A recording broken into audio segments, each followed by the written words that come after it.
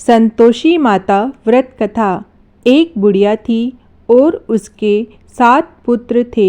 6 कमाने वाले थे, एक निकम्मा था। बुढ़िया माँ 6 पुत्रों की रसोई बनाती, भोजन कराती और पीछे से जो कुछ बचता सो 7वें को दे देती थी। परंतु वह बड़ा भोला भाला था, मन में कुछ विचार न करता था। एक दिन अपनी बहू से बोला, देखो मेरी माता का मुझ पर कितना प्यार है। वह बोली, क्यों नहीं, सबका जूठा बचा हुआ तुमको खिलाती है। वह बोला, भला ऐसा भी कहीं हो सकता है? मैं जब तक आंखों से न देखूं मान नहीं सकता। बहू ने हंसकर कहा, तुम देख लोगे तब तो मानोगे। कुछ दिन बाद बड़ा त्योहार आया। घर में 7 प्रकार के भोजन और चूरमा के लड्डू बने। वह जांचने को सिर दर्द का बहाना कर पतला कपड़ा सिर पर ओढ़कर रसोई घर में सो गया और कपड़े में से सब देखता रहा। 6 भाई भोजन करने आए।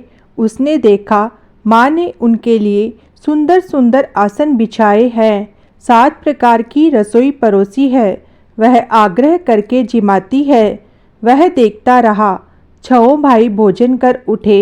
तब माता ने उनकी जूठी थालियों में से लड्डुओं के टुकड़ों को उठाया और एक लड्डू बनाया। जूठन साफ कर बुढ़िया माँ ने पुकारा, उठो बेटा, 6 भाई भोजन कर गए, अब तू ही बाकी है, उठ न, कब खाएगा? वह कहने लगा, माँ मुझे भोजन नहीं करना, मैं परदेश जा रहा हूँ। माता ने कहा, कल जाता हो तो आज ही जा। वह बोला, हाँ हाँ, आज ही जा रहा हूँ। यह कहकर वह घर से निकल गया। चलते समय बहू की याद आई। वह गौशाला में उपले थाप रही थी। वहीं जाकर उससे बोला, हम जावे परदेश को आवेंगे कुछ काल, तुम रहियो संतोष से धर्म आपनो पाल। वह बोली, जाओ पिया आनंद से, हमरो सोच हटाए, राम भरोसे हम रहे, ईश्वर तुम्हें सहाय। देख निशानी आपकी, देख धरु में धीर, सुधी हमरी मति बिसारियो, रखियो मन गंभीर। वह बोला, मेरे पास तो कुछ नहीं है, यह अंगूठी है, सो ले और अपनी कुछ निशानी मुझे दे। वह बोली, मेरे पास क्या है, यह गोबर भरा हाथ है। यह कहकर उसकी पीठ में गोबर के हाथ की थाप मार दी। वह चल दिया। चलते चलते दूर देश में पहुंचा। वहां पर एक साहूकार की दुकान थी। वहां जाकर कहने लगा, भाई मुझे नौकरी पर रख लो। साहूकार को जरूरत थी, बोला, रह जा। लड़के ने पूछा, तनख्वाह क्या दोगे? साहूकार ने कहा, काम देकर दाम मिलेंगे। साहूकार की नौकरी मिली। वह सवेरे 7 बजे से रात तक नौकरी बजाने लगा। कुछ दिनों में दुकान का सारा लेन देन, हिसाब किताब, ग्राहकों को माल बेचना, सारा काम करने लगा। साहूकार के 7-8 नौकर थे। वे सब चक्कर खाने लगे कि यह तो बहुत होशियार बन गया है। सेठ ने भी काम देखा और 3 महीने में उसे आधे मुनाफे का साझीदार बना लिया। वह 12 वर्ष में नामी सेठ बन गया और मालिक सारा कारोबार उस पर छोड़कर बाहर चला गया। अब बहू पर क्या बीती सो सुनो। सास ससुर उसे दुख देने लगे। सारी गृहस्थी का काम करके उसे लकड़ी लेने जंगल में भेजते हैं। इसी बीच घर की रोटियों के आटे से जो भूसी निकलती, उसकी रोटी बनाकर रख दी जाती और फूटे नारियल के खोपरे में पानी। इस तरह दिन बीतते रहे। एक दिन वह लकड़ी लेने जा रही थी कि रास्ते में बहुत सी स्त्रियां संतोषी माता का व्रत करती दिखाई दी।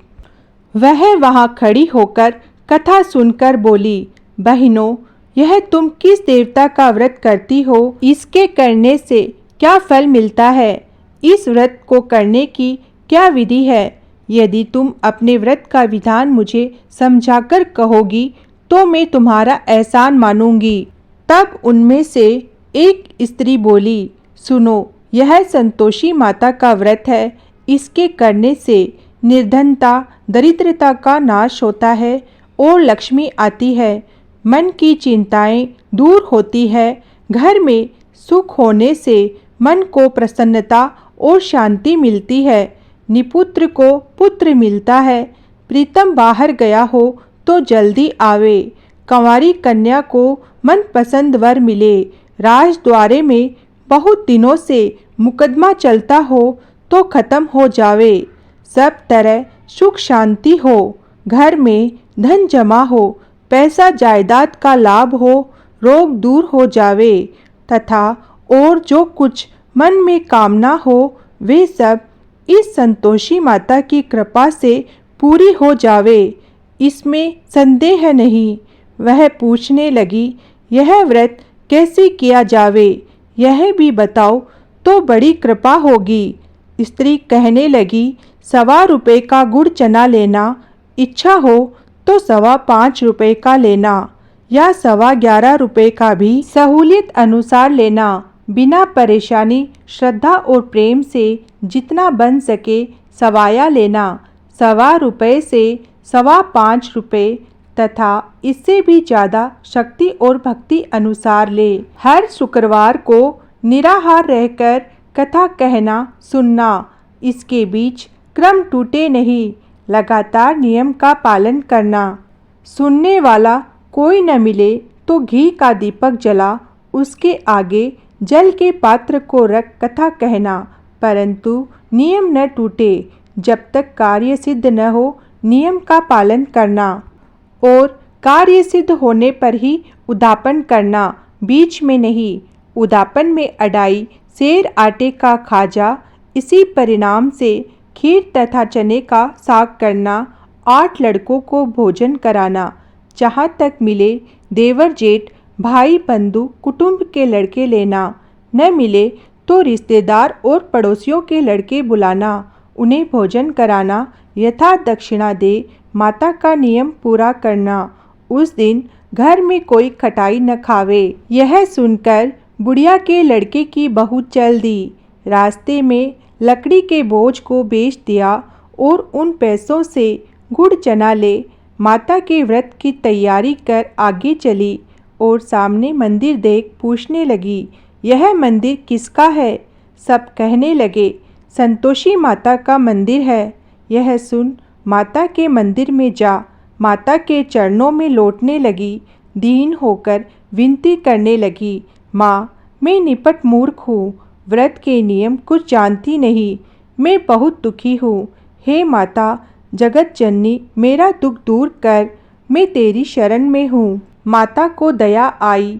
एक शुक्रवार बीता कि दूसरे शुक्रवार को ही इसके पति का पत्र आया और तीसरे को उसका भेजा हुआ पैसा भी आ पहुँचा।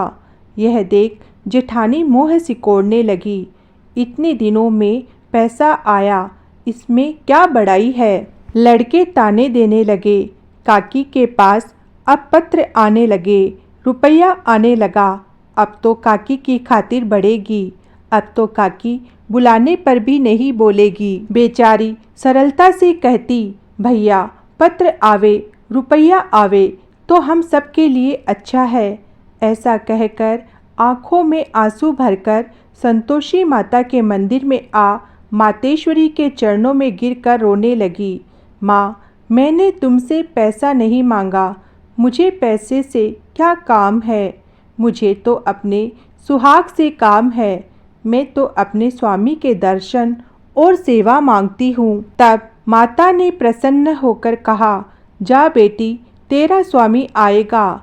यह सुन खुशी से बावली हो घर में जा काम करने लगी।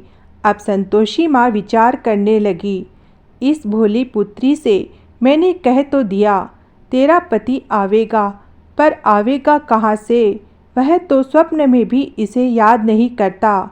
उसे याद दिलाने के लिए मुझे जाना पड़ेगा। इस तरह माता बुढ़िया के बेटे के पास जा स्वप्न में प्रकट होकर कहने लगी, साहूकार के बेटे, सोता है या जागता?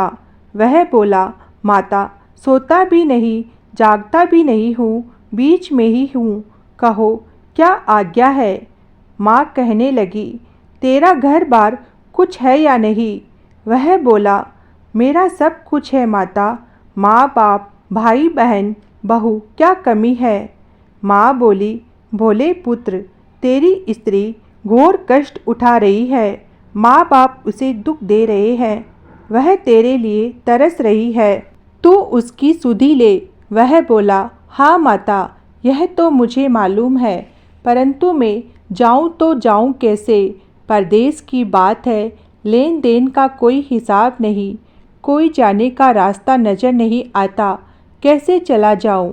माँ कहने लगी, मेरी बात मान, सवेरे नहा धोकर संतोषी माता का नाम ले, घी का दीपक जला, दंडवत कर दुकान पर जा बैठना। देखते देखते तेरा लेन देन सब चुक जाएगा, जमा माल बिक जाएगा, सांझ होते होते धन का ढेर लग जाएगा। सवेरे बहुत जल्दी उठ उसने लोगों से अपने सपने की बात कही, तो वे सब उसकी बात अनसुनी कर दिल लगी उड़ाने लगे। कहीं सपने भी सच होते हैं। एक बूढ़ा बोला, देख भाई, मेरी बात मान, इस प्रकार साथ झूठ करने के बदले देवता ने जैसा कहा है वैसा ही करने में तेरा क्या जाता है। वह बूढ़े की बात मान स्नान कर संतोषी माता को दंडवत कर घी का दीपक जला दुकान पर जा बैठा। थोड़ी देर में वह क्या देखता है कि देने वाले रुपया लाए, लेने वाले हिसाब लेने लगे। कोठे से भरे सामानों के खरीदार नगद दाम में सौदा करने लगे। शाम तक धन का ढेर लग गया। माता का चमत्कार देख प्रसन्न हो मन में माता का नाम ले घर ले जाने के वास्ते गहना कपड़ा खरीदने लगा और वहाँ के काम से निपट वह घर को रवाना हुआ। वहाँ बहू बेचारी जंगल में लकड़ी लेने जाती है। लौटते वक्त माँ के मंदिर में विश्राम करती है। वह तो उसका रोजाना रुकने का स्थान था। दूर धूल उड़ती देख वह माता से पूछती है, हे माता, यह धूल कैसे उड़ रही है। माँ कहती है, हे पुत्री, तेरा पति आ रहा है, अब तू ऐसा कर, लकड़ियों के 3 बोझ बना ले, एक नदी के किनारे रख, दूसरा मेरे मंदिर पर और तीसरा अपने सर पर। तेरे पति को लकड़ी का गट्टा देखकर मोह पैदा होगा, वह वहाँ रुकेगा, नाश्ता पानी बना खाकर माँ से मिलने जाएगा। तब तू लकड़ियों का बोझ उठाकर घर जाना और बीच चौक में गट्टा डालकर 3 आवाज़ें जोर से लगाना, लो सासू जी, लकड़ियों का गट्टा लो, भूसी की रोटी दो और नारियल के खोपरे में पानी दो। आज कौन मेहमान आया है, माँ की बात सुन। बहू, बहुत अच्छा माता कहकर प्रसन्न हो लकड़ियों के 3 गट्टे ले आई। एक नदी तट पर एक माता के मंदिर पर रखा। इतने में ही एक मुसाफिर आ पहुँचा। सूखी लकड़ी देखकर उसकी इच्छा हुई कि अब यहीं विश्राम करे और भोजन बना खाकर गांव जाए। इस प्रकार भोजन बना विश्राम कर वह गांव को गया, सबसे प्रेम से मिला। उसी समय बहू सिर पर लकड़ी का गट्टा लिए आती है। लकड़ी का भारी बोझ आंगन में डाल जोर से 3 आवाज़ें देती है, लो सासू जी, लकड़ी का गट्टा लो, भूसी की रोटी दो, नारियल के खोपरे में पानी दो, आज कौन मेहमान आया है। यह सुनकर सास बाहर आ अपने दिए हुए कष्टों को भुलाने हेतु कहती है, बहू ऐसा क्यों कहती है, तेरा मालिक ही तो आया है, आ बैठ, मीठा भात खा, भोजन कर, कपड़े गहने पहन। इतने में आवाज़ सुनकर उसका स्वामी बाहर आता है और अंगूठी देख व्याकुल हो माँ से पूछता है, माँ यह कौन है। माँ कहती है, बेटा यह तेरी बहू है, आज 12 वर्ष हो गए हैं जब से तू गया है, तब से सारे गांव में जानवर की तरह भटकती फिरती है, काम काज घर का कुछ करती नहीं, 4 समय आकर खा जाती है। अब तुझे देखकर भूसी की रोटी और नारियल के खोपरे में पानी मांगती है। वह लज्जित होकर बोला, ठीक है माँ, मैंने इसे भी देखा है और तुम्हें भी देखा है। अब मुझे दूसरे घर की ताली दो तो मैं उसमें रहूं। तब माँ बोली, ठीक है बेटा, तेरी जैसी मर्जी, कहकर ताली का गुच्छा पटक दिया।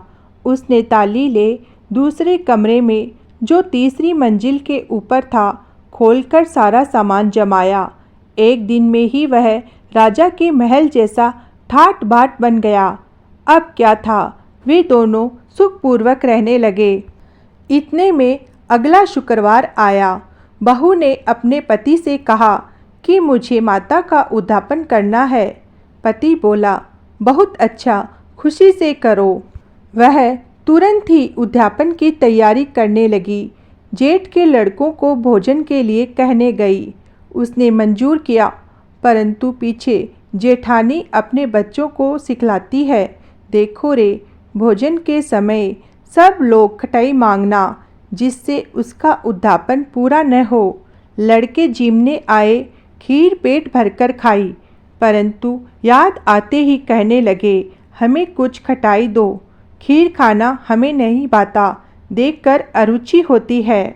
बहू कहने लगी, खटाई किसी को नहीं दी जाएगी, यह संतोषी माता का प्रसाद है। लड़के तुरंत उठ खड़े हुए, बोले, पैसा लाओ। भोली बहू कुछ जानती नहीं थी, सो उन्हें पैसे दे दिए। लड़के उसी समय जाकर इमली खाने लगे। यह देखकर बहू पर संतोषी माताजी ने कोप किया। राजा के दूत उसके पति को पकड़कर ले गए।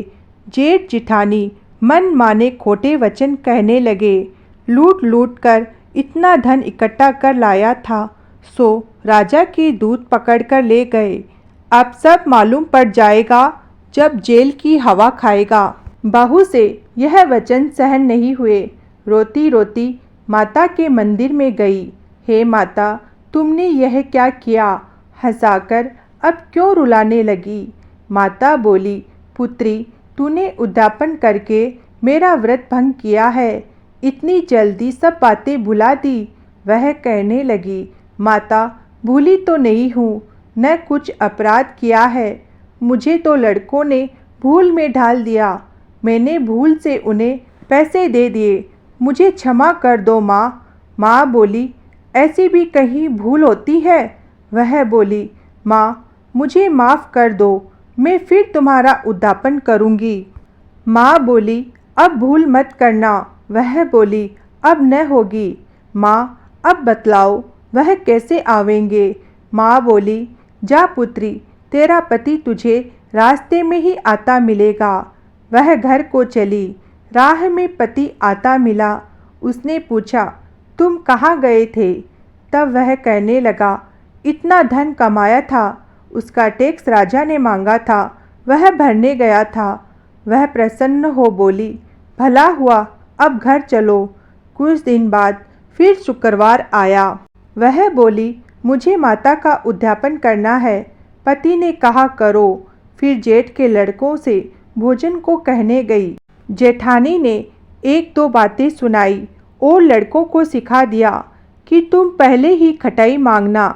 लड़के कहने लगे, हमें खीर खाना नहीं भाता, जी बिगड़ता है, कुछ खटाई खाने को देना।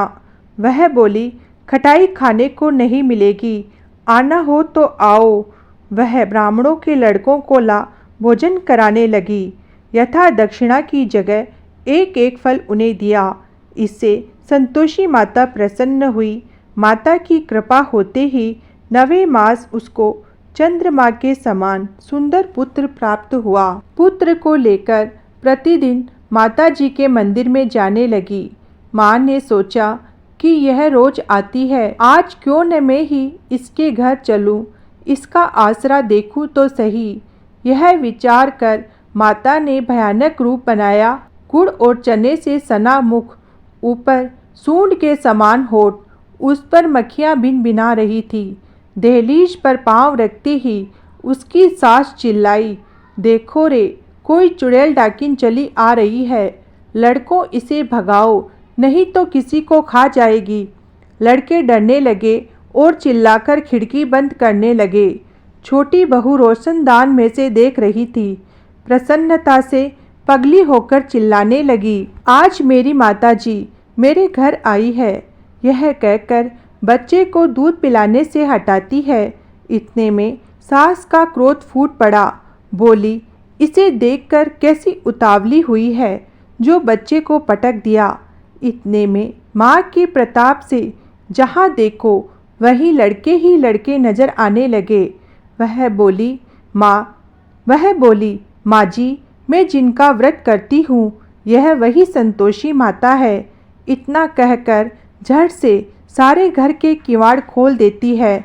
सबने माता के चरण पकड़ लिए और विनती कर कहने लगे, हे माता, हम मूर्ख हैं, हम अज्ञानी हैं, पापी हैं। तुम्हारे व्रत की विधि हम नहीं जानते। तुम्हारा व्रत भंग कर हमने बहुत बड़ा अपराध किया है। हे माता, आप हमारा अपराध क्षमा करो। इस प्रकार माता प्रसन्न हुई। माता ने बहू को जैसा फल दिया वैसा सबको दे, जो पड़े उसका मनोरथ पूर्ण हो। बोलो संतोषी माता की जय।